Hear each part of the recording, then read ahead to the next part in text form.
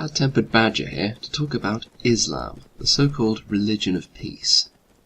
Islam teaches that God is merciful, all-powerful, and unique, and he has guided mankind through revealed scriptures, natural signs, and a line of prophets sealed by Muhammad. It claims that its holy book, the Quran, is the inerrant, unaltered word of God, and encourages its followers to live their lives by its word and the example set by the Prophet Muhammad. Islamic law, known as Sharia, is enforced in Muslim countries. It keeps strictly to the word of the Quran and the punishments that were used when it was written.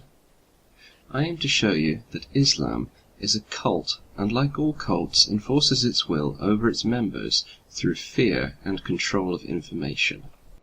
Education in Islamic countries is often rather lacking, one of the worst examples being Pakistan, where it is reported that 36% of the population has no formal education. The little education that is available is laced with religious indoctrination. Many Islamic scholars consider modern science to be corrupt foreign thought and refuse to teach it in their schools. Because of this scientific stagnation, Islamic countries are greatly lagging behind in scientific and technological advancement. Muslims who live in Western countries usually do not integrate themselves into society. They create separate communities within those societies, with mosques, schools, and districts almost exclusively inhabited by Muslims. A large portion of them believe and advocate that their cliques should be governed by Islamic Sharia, while many also believe that Sharia should be imposed on the entire Western culture they are living within. This insular nature is clearly defined in the Quran. It states, "Let not the believers take for friends or helpers unbelievers rather than believers. If any do that, in nothing will there be help from Allah." In modern times, Islamic leaders have argued that Muslims' only interactions with foreign nations should be to convert them to Islam and impose Sharia over them. Any criticism is labelled as Islamophobia. This insular nature serves to prevent adherents from hearing opposing views. Muslims will often respond violently to any form of criticism. Because of its isolationist nature, Islam has regressed to medieval practices. Here are some examples. Animals are effectively tortured in the production of halal meat. Most are not stunned or rendered unconscious. Their throats are slit, and then they are left to slowly die in writhing agony on the ground. Women are considered the property of men and are frequently raped and abused, even as children. Islam practices genital mutilation for both sexes. For women, this renders them mostly unable to enjoy sex and also causes many health problems.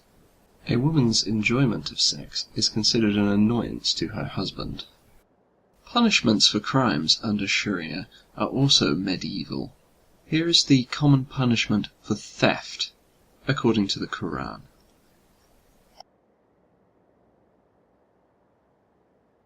Here is the punishment for criticism of Islam, according to the Quran. Here is the punishment for apostasy, or leaving Islam, according to the Quran. And here is the punishment for homosexuality, according to the Quran.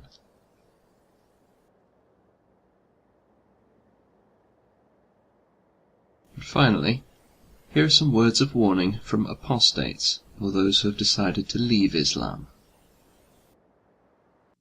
It's about hating and killing those who disagree with Islam.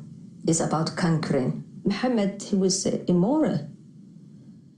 He was a bloodthirsty man. He was a terrible man.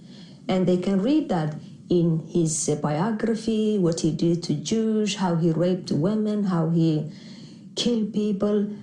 I mean, he killed everyone who didn't agree with him. If the Quran is truly from God, the creator of the universe, the one that knows all things, why is he describing the world in a way that was the 7th century understanding of the world? I deduced from that, and these people that I heard, Islam is a pedophile religion. It's a religion of violence. It's a religion of hatred. It's a religion of you know, being a dickhead, basically. Go to the Quran, Surah 9, verse 5, and you will find what the God of Quran is asking Muslims to do against everybody. Now, it's not Muslims' fault that they were born in that culture. It's not their fault that they were born as Muslims. But what we're telling them, understand your religion before you are offended. Those are realities about their religion, and they need to recognize that. As shocking as it may seem, both the Quran and Muhammad teach that it's permissible, halal, to capture and rape female war captives, even if these women are married and their non-Muslim husbands are still alive. God, who's loving and omnipresent and superior, they say Allahu Akbar, and God is the biggest, would put you in hell for eternity. I think this is too much. This is too much for a God who's loving. One of the biggest things that came out of me leaving Islam was that I don't view individuals as different. For instance, Islam and a lot of other religions ingrained the idea to you that people who don't have your ideological worldview are inferior to you. So now I view everyone exactly the same. That's one of the experiences that I had immediately after I stopped believing in Islam, the night after. When I was on the subway, I just stared at everyone. I realized we're all exactly the same. We go through the same struggles. We face the same obstacles, and people are not bad. I hope this presentation has shown you the dangers of... shit. Thanks for watching.